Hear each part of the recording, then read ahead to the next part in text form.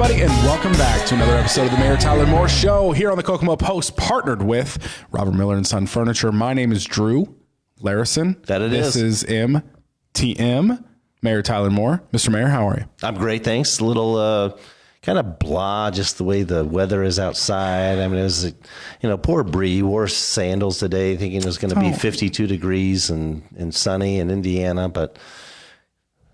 Don't show pity. Don't show pity to Bree. Justice for Bree. She had a hopeful Hoosier heart. That's right. She has access to all the same weather apps that everybody else does that didn't wear sandals today.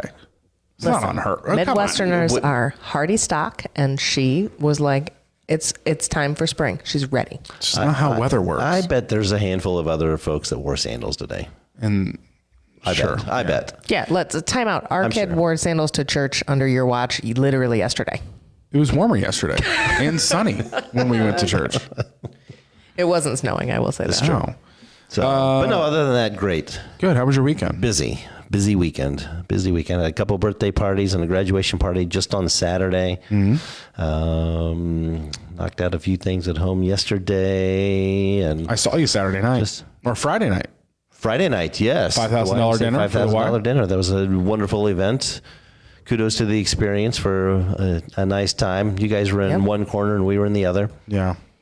No, it was a good time. Yeah, we normally get there really early and do the lap, but we had a lot of committed things, and so we sneaked in right as it started, and I was bummed about it because I didn't get to say hi to everybody. But did you make the laps through the silent auction items? Of course we did, and I would be remiss if I didn't tell the story for the ninth time.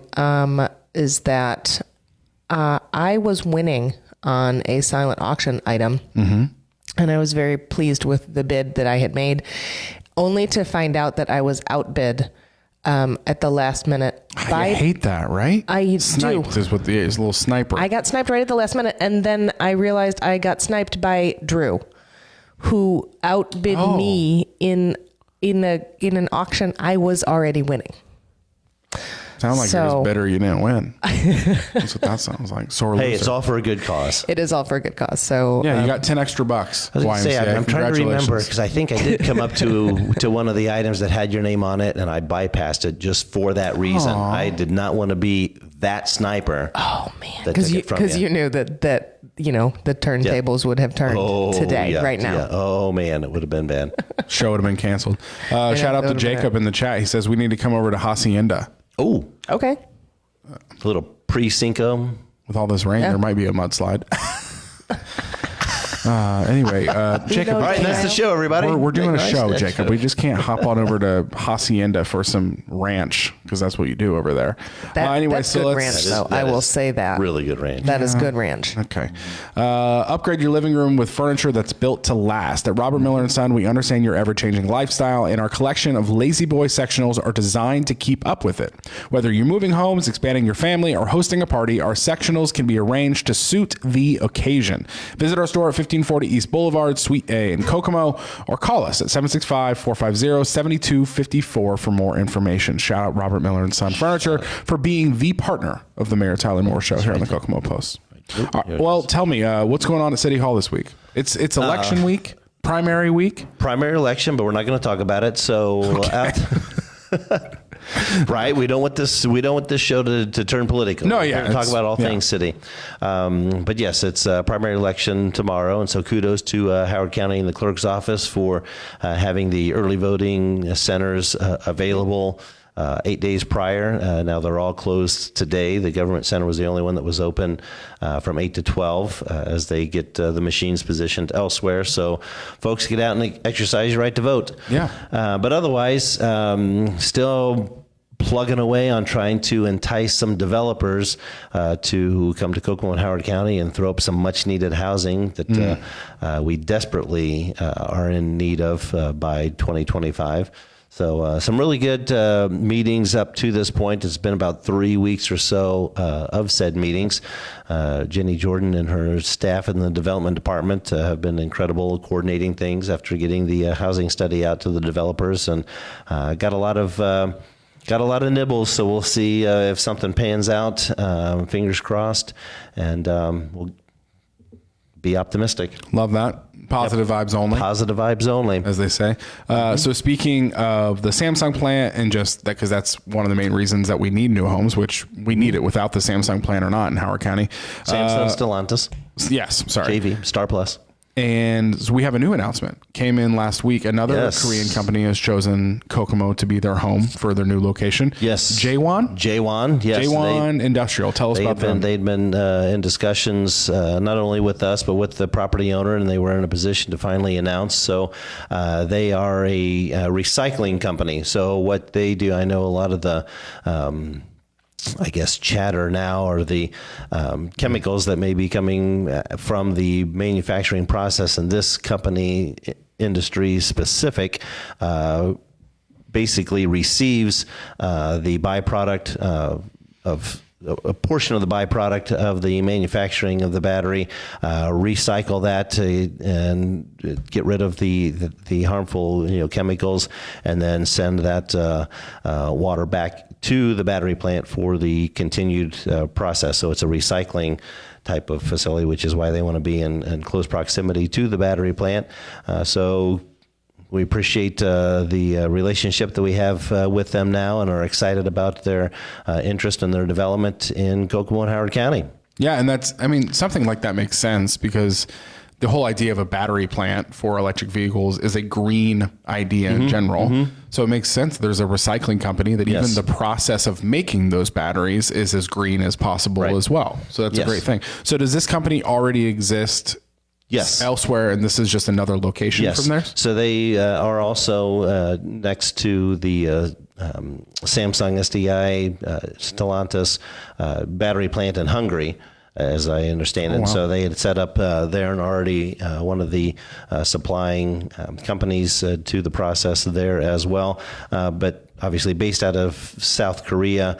I forget how many other locations they do have, but yes, this isn't their first run at this. Gotcha. So one thing I did notice was missing from the announcement was any expectation of like new jobs from this? About 100 jobs. About 100 more jobs. Okay. Do we have like a tally of all these announcements that are coming through? I forget how many. Soulbrain was only, I think, between 75 and 100 as well. And so hopefully we've topped just the 1,600. Gotcha. Oh, at least. At least. Yeah. Awesome. So that's great. And Howard County and Kokomo already have a pretty darn low unemployment rate. So it's a conversation just again, more people moving into our community, hopefully, to working, which that's why there is the need for that housing, which we're already really short on housing in general. So it's just another ripple effect. So, I mean, you said there's... And regional as well. I mean, we realize that all these, the workforce isn't going to come solely from Kokomo and Howard County as much as we would like it, and even to have them move in, we are going to be tapping into Grant County, Cass County, Miami County, probably even Hamilton and Tipton County and such. I mean, so it'll be that regional approach, which again fits right into the recent READY initiatives that the state did. That the state legislature just voted on funding READY 2.0, and so we're waiting now for the directions, specifications, regulations, whatever, on that funding. But what we have heard is that there's going to be a major focus on housing. And again, with that regional approach, hopefully then we'll be able to secure some dollars, not just in Howard County, but the surrounding counties as well, and our regional partnership to throw up what is needed to then house and staff. So with the other businesses, because we've talked a few times, so Jaewon is one, and then there are a few other that have already announced. Soulbrain. Soulbrain is another.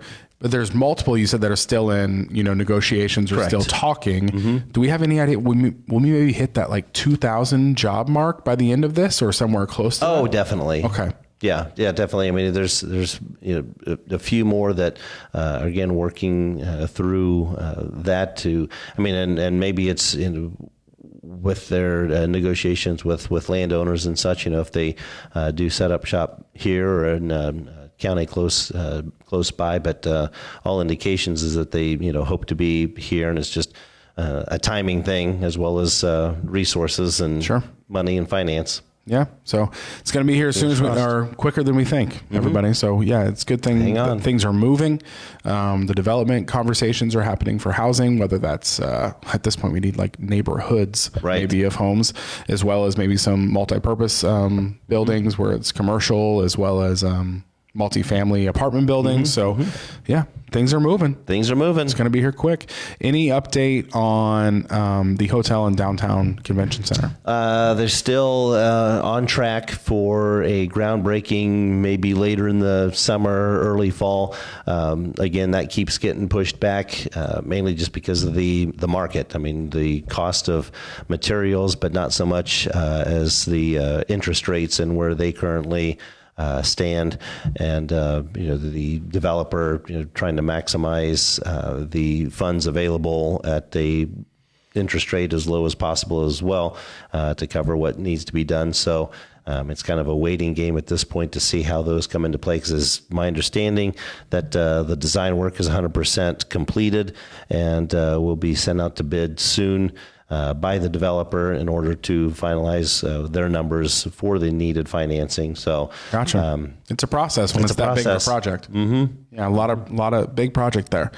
All right, so if you guys have any questions for the mayor, leave it in the chat below for the Ask the Mayor segment. We've got some questions that I found from last week's show that were asked after the show was over, as well as Jacob down there just asked a question in the chat. So live from Hacienda, we're getting questions from Jacob. We love to see that. Good. Thanks for sending in that question in between salsa and or chips and ranch breaks. Love that. So if you have any questions, just leave it below. This is your one time of the week where you get to ask the mayor anything. It can be about what's his favorite sandwich, which I do know that, and it was a weird answer, very unique answer, I guess. Not weird. Yes. I don't want to call you weird. No, it's definitely weird. Unique. No, okay, I'll go with weird. Yeah, that's how long we've been doing the show. I know your favorite sandwich, or something more serious, like we're talking about, like the new battery factory, or something downtown, or anything.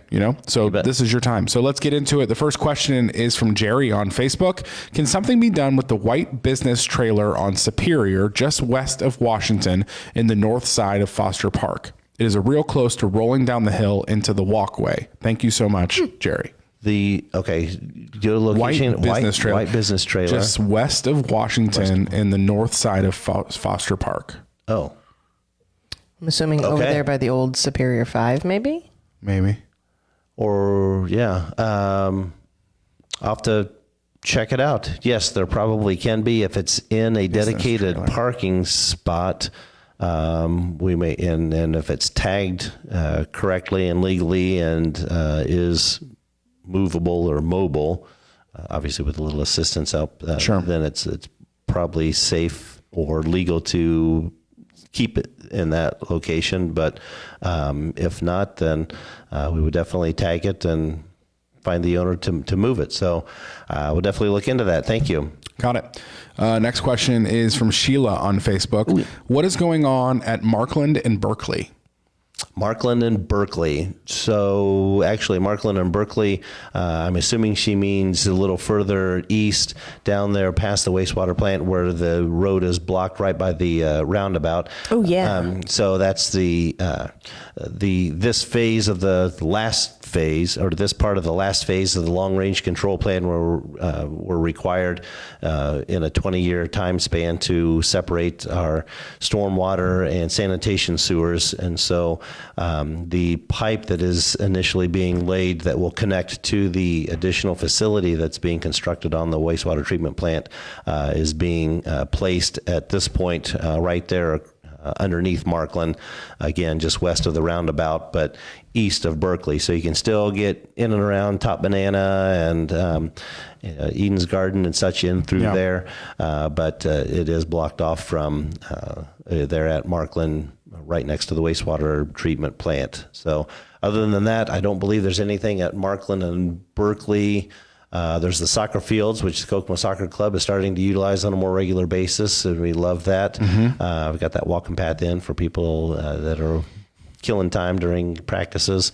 But then also soon, and I know work hasn't begun on it yet, but we're going to reconstruct Berkeley Road from Markland to Sycamore and put a much needed sidewalk in on the west side that would then basically kind of connect the soccer fields and jail and such, with the hospital and retail on Sycamore. So that, I believe, is slated for next year based on funding and projects. So while we're talking about, I guess, like road projects or trails and stuff like that, it is almost construction season, which is a season in the Midwest. Yep. Are there any things you can give us kind of like a heads up of like, hey, these roads might be closed for this project or things like that? Yeah, so we were hoping, unfortunately, we missed out on the spring round of community crossings grant funds, and that was because there are still items to be completed on the Park Avenue stretch from Haines past Kokomo Beach down to Washington, and that was an unfortunate series of events with underground sewer that we had discovered that realized it wasn't there, as well as the concrete shortage to kind of put everything back. But anyway, getting that tightened up to get into the next. But we were hoping to have started on Hoffer Street from Home Avenue now to 931. That's been something that's been desired by the city administration prior to my taking over, and so we're finally getting that done, but need to shuffle that. So that'll be later in the summer. Hopefully get to Apperson Way from basically in front of Memorial Gym up to either Jefferson or Monroe at that, or just past Second Missionary Baptist Church. I think that's Monroe, but anyway, or Havens. So up through there, and as we're up and through there, I know the church had asked that median between the church and their parish hall be removed, just because it gets tight in there when they have funerals and other events and such. I mean, so there will be a modification to that. Hopefully, going to address the intersection of North and Ohio, because that's been kind of an issue from time to time. And then another major section that has been long past due on the south side is LaFountain, from basically Rural King, or where Washington and LaFountain come together, out to Alto, doing that. So those will be larger ones this summer. But as for the city ones, we're planning on about 7,700 tons of asphalt on streets.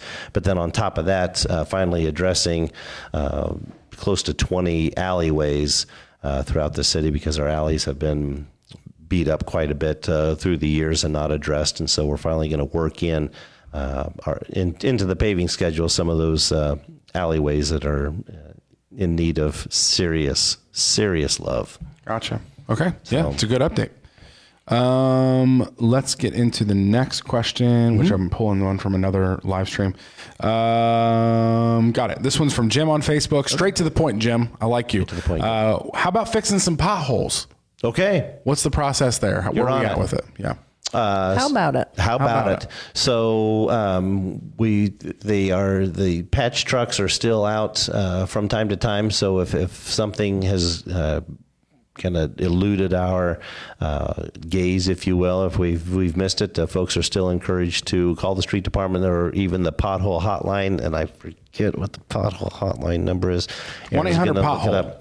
No, I'm kidding. That's not what it is. But yeah, can obviously report that. They can call the mayor's office, 456-7444, and give us a location as well. But they've gone from the cold patch to the hot patch, and the pothole hotline is 765-456-7454. There you go, 456-7454.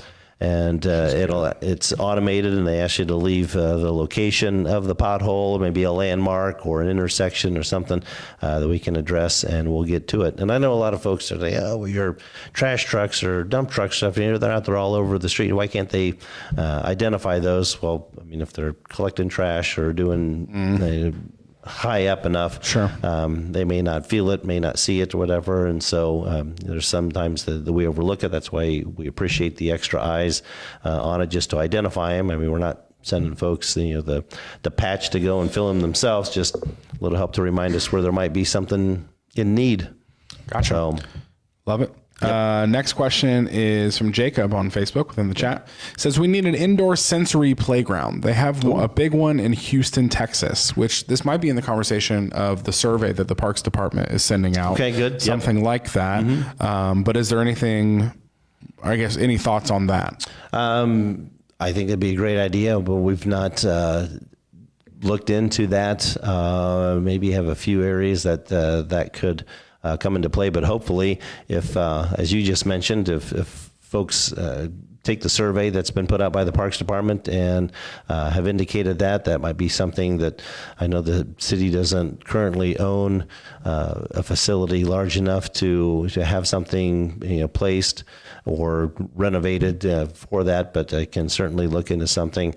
I know they have playgrounds that are handicap accessible and such, but I don't know that there's necessarily anything sensory involved, but we can certainly look into the one down in Houston and others that may be around the country to get some ideas and see if it can become a possibility. But again, as you mentioned, take that survey that's on our city's Facebook page, the Kokomo Parks Facebook page, and throw them in as a suggestion, and we'll look into it.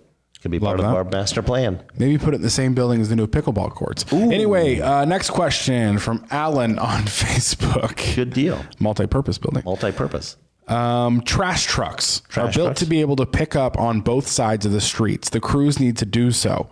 It is very hard for the elderly to drag a bin off their property and over the sidewalk, then across the street to the other side, especially in ice or even worse, snow. Mm-hmm. Why, when the trucks can do this, do they make us use one side? Alan on Facebook.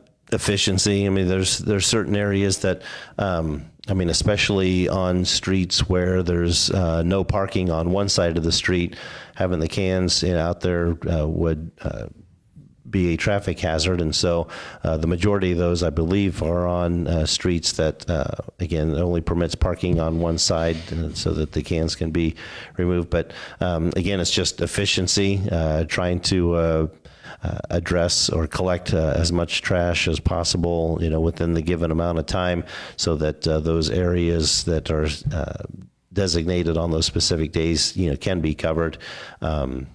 So, that's something we can continue to look into, but I know that was instituted a while back when they went with the automatic arms. Again, just to improve efficiency in those areas, but a lot of it too, I think, has to do with where the streets are, and or not where the streets are, but the streets that have restricted parking on one side. I remember when we first moved into our newer house 5 years ago. Was it 5 years in July? That feels right. Yeah, 5 years ago in July. I didn't know about the whole side of the street thing. Yep. And for weeks, I think like 2 weeks, 3 weeks went by, our trash didn't get picked up. I'm like, I don't know what else to do. What the heck? I'm putting out the night before, everybody else is getting picked up. And then I learned about the other side of the street thing. Yep. Thanks to Trish Severns, actually our neighbor. She's the one who told me. She's like, hey, by the way, you got to put it on the other side. But I get, especially in, the winter months when there's, snow and ice and such, it is. Even, if you got to take it, from, your house down to the street, sometimes that in itself is a chore. So going the extra 9 to 11 feet to get across the street, can create an inconvenience. So shout out to Alan, by the way. Alan. His profile picture is the gas tower. Like, this man is a true Kokomoan. That's right. Through and through. Oh, and multiple of his profile pictures are the gas tower. You love to see it.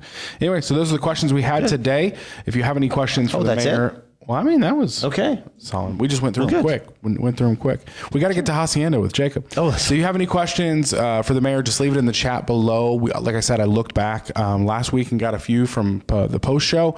I'll go through, find those to make sure we don't miss any, as well as we always put out something on Monday mornings. Mm-hmm. Just reminding, if you have any questions, just to let us know. But I know there's times that I push the time back or something comes up. We got to push it the next day. So I apologize to our viewers for that. But appreciate their willingness to be flexible with us, especially the fine folks here at the Kokomo Post. That's right. We are fine people. Anyway, next week, there may be a very. I don't want to talk about it yet. I want to tease it out. There might be the joy in your eyes is. It's going to be fun. You think it'd be the show before? Oh wait, no, in 2 weeks. In 2 weeks, yeah. There might be a very special episode of the Mayor Tyler Moore Show. the Monday following Mother's Day. So if you're interested in that, make sure to tune in. It's going to be fun, I think. It could be very fun. So fun. And just not gonna have fun. And frightening at the same time. It'll be great. Could be great.